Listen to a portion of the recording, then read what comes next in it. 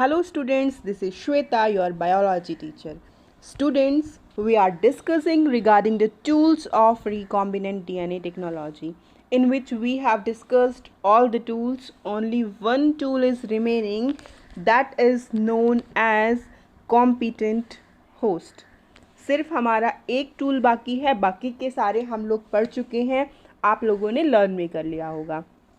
In this lecture we are going to study regarding competent host. तो सबसे पहले आपको ये समझना ज़रूरी है कि competent host होता क्या है, इसका मतलब क्या है.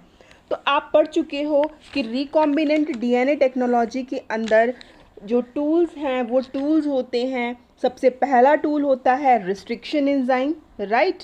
दूसरा टूल होता है DNA लाइगेज, जिससे कि पेस्टिंग होती है, ठीक है. तीसरा टूल होता है होस्ट वेक्टर और चौथा टूल होता है होस्ट ऑर्गेनिज्म. तो हम पहला, दूसरा, तीसरा तीनों के बारे में पढ़ चुके हैं. Now we are going to study host organism, ठीक है. होस्ट वो होता है जिसके अंदर फॉरेन डीएनए को इंसर्ट किया जाता है, राइट. तो यहाँ पे बात हो रही है कॉम्पिटेंट होस्ट की. तो इन जनरल मैं आप लोगों को समझाती हूँ कि सपोज़ हमें कोई पार्टी ऑर्गेनाइज़ करनी है अपने घर पे, किसी की बर्थडे पार्टी है या कोई मैरिज पार्टी है, तो हम होस्ट हैं. जो ऑर्गेनाइज़ करता है पार्टी को वो होता है होस्ट. तो हम होस्ट हैं, हमारे घर बहुत सारे गेस्ट को आना है, तो हम क्या करेंगे, हम उन गेस्ट को कंपैटिबल बनाएंगे, राइट. कि हम अपने घर पे बहुत सारी प्रिपरेशंस करके रखेंगे उनके वेलकम के लिए, उनके फूड के लिए, ताकि जो गेस्ट है वो गेस्ट हमारे घर पे कंपैटिबल फील करे, अच्छा फील करे, हम भी उसको एक्सेप्ट कर लें. बहुत सारी बड़ी बड़ी पार्टीज़ में आप लोगों ने देखा होगा कि जो गेस्ट होते हैं, गेस्ट अपने साथ में इनविटेशन कार्ड लेके जाते हैं और एंट्री से पहले उनको वो इनविटेशन कार्ड दिखाना होता है, तभी उनकी एंट्री पॉसिबल हो पाती है. तो वो जो पास होता है, एक तरह का इनविटेशन होता है, वो गेस्ट को कंपैटिबल बना देता है होस्ट की पार्टी के अंदर, कि हाँ ये इनवाइटेड है, ये एक्सपेक्टेड था, इनको आना था, इनका वेलकम है, ठीक है. तो हमारी बॉडी में भी ऐसे ही होता है, या प्लांट बॉडी या जहाँ पे भी रिकॉम्बिनेंट डीएनए टेक्नोलॉजी का यूज़ हो रहा है, वहाँ पे कॉम्पिटेंट होस्ट का मतलब होता है कि होस्ट ऑर्गेनिज्म, यानी कि वो ऑर्गेनिज्म जिसके अंदर फॉरेन डीएनए को इंट्रोड्यूस किया जाएगा, उसको कंपैटिबल बना लेना, मींस कि इस एबल बना लेना कि वो फॉरेन डीएनए को एक्सेप्ट कर पाए, ले पाए. I am repeating again, competent host का मतलब ये होता है कि होस्ट ऑर्गेनिज्म को कंपैटिबल बना लेना, इस एबल बना लेना कि वो फॉरेन डीएनए को एक्सेप्ट कर पाए, राइट. यानी कि जो रिकॉम्बिनेंट डीएनए है, जो वो डीएनए है जिसकी हमें ज़रूरत है, वो ट्रांसफॉर्म हो जाए होस्ट के अंदर, ठीक है. तो इसके लिए क्या करना है बच्चों, इसके लिए कुछ टेक्निक्स होती हैं जिनका यूज़ किया जाता है. लेकिन सबसे पहले ये समझना ज़रूरी है कि कॉम्पिटेंट होस्ट को कॉम्पिटेंट बनाया क्यों जा रहा है. उसका रीज़न ये है, बिल्कुल क्लियरली मेंशन है हमारी एनसीईआरटी में, कि डीएनए जो है एक हाइड्रोफिलिक मॉलिक्यूल है. हाइड्रो का मतलब होता है वाटर, आप सबको पता है, और फिलिक का मतलब होता है लविंग. ये वो मॉलिक्यूल है जो वाटर लविंग होता है. बट जो हमारी सेल मेम्ब्रेन होती है वो हाइड्रोफोबिक होती है, ठीक है. ऑपोजिट हैं दोनों एक दूसरे के. वो डीएनए मॉलिक्यूल को एक्सेप्ट नहीं करेगी, क्योंकि हमारी सेल मेम्ब्रेन हाइड्रोफोबिक है और डीएनए हाइड्रोफिलिक मॉलिक्यूल है. तो ये कंपैटिबल नहीं है, ठीक है. तो अब इनको कंपैटिबल बनाना है ताकि बॉडी इसको एक्सेप्ट कर ले, राइट. तो होस्ट को कॉम्पिटेंट बनाने के लिए कुछ टेक्निक्स हैं, वो मैं अब यहाँ पे आप लोगों को बताऊँगी.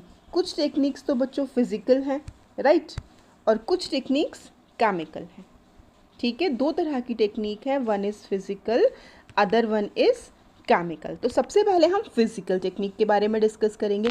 फिज़िकल टेक्निक में सबसे पहला जो हमारी बुक में दिया हुआ है वो ये दिया हुआ है कि सेल्स को स्पेसिफिक केटायंस जैसे कि कैल्शियम के साथ ट्रीट किया जाता है, डाइवेलेंट केटायंस के साथ ट्रीट किया जाता है, ताकि डीएनए मॉलिक्यूल्स उनमें एंटर कर पाए। आप सोच रहे होंगे कैसे?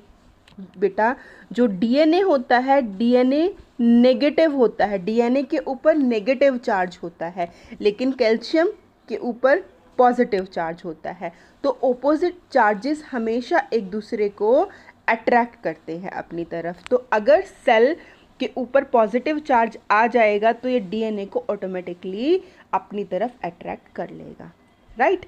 ये हुआ एक फिजिकल मेथड। उसके बाद एक और दूसरा मेथड है, that is known as heat shock method. आप इसके नाम से ही समझ गए होंगे कि कैसा मेथड है, हीट शॉक मेथड। इसमें क्या होता है, इस मेथड के अंदर सबसे पहले डीएनए को किस पे रखा जाता है? सबसे पहले डीएनए को आइस पे रखा जाता है। आइस के बाद पे रखने के बाद उसको हीट दी जाती है, उसको ज़्यादा टेम्परेचर पे रखा जाता है, उसके बाद फिर से आइस पे रखा जाता है। तो इस तरह से डीएनए जो है वो कंपैटिबल बन जाता है होस्ट ऑर्गेनिज्म के लिए, और इस मेथड को हीट शॉक मेथड कहा जाता है। This method is known as heat shock method, heat shock treatment. 1 mark में पूछ लिया जाता है एग्ज़ाम में, इस चीज़ को याद रखना है आपको, राइट? उसके बाद बहुत सारे फिज़िकल मेथड्स होते हैं। सॉरी बेटा, मैंने आप लोगों को ये जो दोनों मेथड्स बताए हैं, ये दोनों मेथड्स केमिकल मेथड्स थे, फिज़िकल मेथड्स नहीं थे। फिज़िकल मेथड्स मैं आपको अभी बताने जा रही हूँ। ये दोनों मेथड्स जो थे वो केमिकल मेथड्स थे, राइट? केमिकल, मैं दोबारा से आप लोगों को बता देती हूँ। केमिकल मेथड्स में हमारे 2 मेथड्स आए। सबसे पहला मेथड में क्या था? सबसे पहले मेथड्स में कैटायंस को ऐड किया जा रहा था सेल्स के साथ में, ठीक है, ताकि डीएनए नेगेटिव मॉलिक्यूल है उसको ये अट्रैक्ट कर लें। और जो दूसरा मेथड था वो मेथड था हीट शॉक मेथड, राइट? ये दोनों के दोनों मेथड हमारे केमिकल मेथड्स थे। Now we will study physical methods, कि फिजिकल मेथड्स कौन कौन से हैं जिससे होस्ट ऑर्गेनिज्म कंपैटिबल हो जाए रिकॉम्बिनेंट डीएनए के लिए। तो सबसे पहला जो मेथड है वो है माइक्रो इंजेक्शन मेथड। देखिए सामने बिल्कुल लिखा हुआ है micro injection method. Injection word use हो रहा है, माइक्रो स्मॉल। यहाँ पे इस मेथड में क्या होता है कि डायरेक्टली एलियन डीएनए को, एलियन का मतलब आप ये मत समझना कि जो फॉरेन, जो दूसरे प्लैनेट से आया हुआ है, एलियन का मतलब है फॉरेन, ठीक है, डिज़ायर्ड, उस डीएनए को, डिज़ायर्ड डीएनए को डायरेक्ट होस्ट सेल के अंदर इंजेक्ट कर दिया जाता है। माइक्रो इसलिए यहाँ पे नाम दिया गया है कि पर्टिकुलरली उसी सेल के अंदर इसको इंजेक्ट किया जा रहा है जहाँ पे इसकी ज़रूरत है, राइट? उसके बाद जो दूसरा मेथड है वो मेथड है बॉलिस्टिक मेथड और जीन गन मेथड। बेटा ये क्वेश्चंस 1 मार्क में पूछ लिए जाते हैं, इसलिए इस चीज़ को बहुत ध्यान से पढ़ना, बहुत ध्यान से रिवाइज करना। माइक्रो इंजेक्शन आप पढ़ चुके हो। दूसरा है बॉलिस्टिक और जीन गन। बॉलिस्टिक नाम से भी आ सकता है और जीन गन नाम से भी ये आ सकता है। इसमें क्या होता है, ये प्लांट सेल में बेसिकली ये यूज़ होता है। प्लांट सेल के ऊपर हाई वेलोसिटी के साथ में गोल्ड और टंगस्टन के पार्टिकल्स की बॉम्बार्डिंग की जाती है, और इनमें क्या होता है, इनमें डीएनए मॉलिक्यूल होता है। डीएनए मतलब फॉरेन डीएनए मॉलिक्यूल होता है। तो बॉम्बार्डिंग जब होती है तो ये जो डीएनए होता है, डीएनए टंगस्टन कोटिंग डीएनए जो होता है, ये प्लांट सेल के अंदर इंट्रोड्यूस कर जाता है, राइट?